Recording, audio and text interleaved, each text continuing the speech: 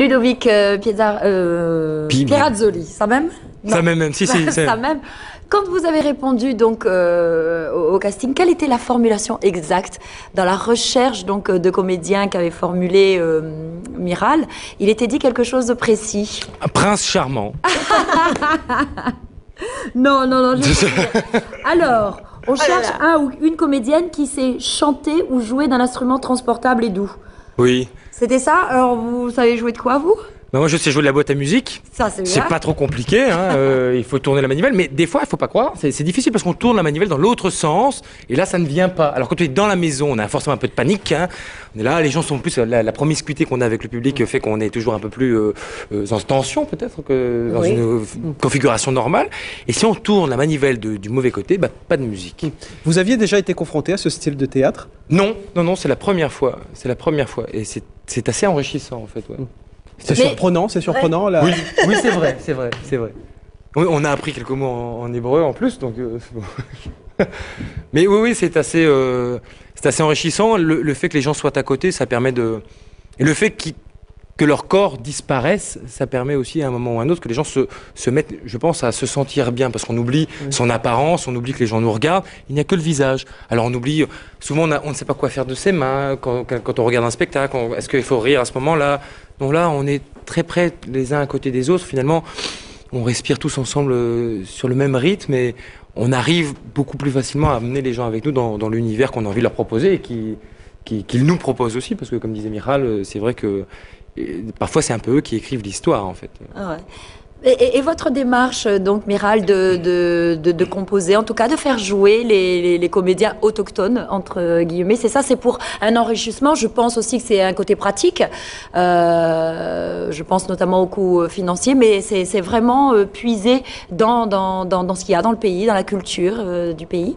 Oui, je pense que ça fait partie vraiment du thème de ce spectacle. Donc de voyage, de déracinement, de tout ça. Et oui, c'est important pour moi la rencontre aussi avec les comédiens qu'avec le public. C'est pour ça aussi qu'on fait participer le public. Moi, j'aime bien quand les gens sont réactifs, quand les gens ne restent pas endormis dans leur fauteuil sur l'épaule de leur femme. Donc tout ça, c'est important pour moi de faire réagir les gens, de les faire parler, de s'occuper d'eux pour quelques moments. C'est pas juste le côté nombriliste du comédien qui est là pour se montrer, c'est aussi vraiment s'occuper des autres. Un spectacle complètement interactif. Ça se joue en intérieur ou à l'extérieur? À l'extérieur. À l'extérieur. Ah oui, c'est de l'immobilier quand même. En fait, on plante, mais ça peut arriver, si c'est nécessaire, ça peut arriver qu'on joue dans le théâtre. Mais moi, je pense que les maisons... C'est des vraies maisons. Hein. C'est ce que j'ai comme maison quand même. Voilà, elle nous invite dans son quartier. Vous nous invitez dans votre quartier. Alors, vous n'êtes pas seul, hein, Ludovic, comme comédien. Il y a également des gens qu'on connaît bien ici à La Réunion. Donc, Gladys Mnémonide, donc comédienne confirmée qu'on connaît. Rachel Potin. On a également Christine Salem qui a troqué donc son costume de chanteuse pour celui de comédienne. Et elle y réussit très bien également. Oui, et puis Lolita Tergemina que effectivement tous les Réunionnais connaissent. Et puis voilà, on est au théâtre, mais c'est un théâtre vraiment joué. Le texte n'a pas vraiment d'importance, Miral, dans ce que vous proposez. En tout cas, il ne vient pas en premier rôle. C'est pas le premier rôle, en définitive. Vu que c'est un spectacle visuel, quand même, donc il y a beaucoup de travail avec visuel, avec les accessoires, les marionnettes, les poupées. L'action est importante. On fait faire les gens. Il y en a qui vont partir avec des dessins, avec des sculptures, avec quelque chose dans leur bouche, quelque chose dessiné sur leur visage. Il y a plein de petites surprises et qu'ils vont découvrir. Le texte, il vient après. Enfin. Complètement interactif. Ludovic, c'est une passionnante aventure que vous vivez là? Merveilleuse. Oui. Passionnante, oui, mais enfin bon, ça se réfère forcément au théâtre. Hein. Oui, bah oui. Et puis merveilleuse, parce que on entre vraiment dans un univers qui est magique, et qui correspond effectivement tant aux petits qu'aux grands, qui ont bien souvent besoin de se mettre à rêver, hein, et de se... allez, vas-y. Rêve un peu. Et vous allez donner beaucoup de représentations. Écoutez, c'est un spectacle tout public. Hein, c'est le spectacle Toto À partir de 6 Total.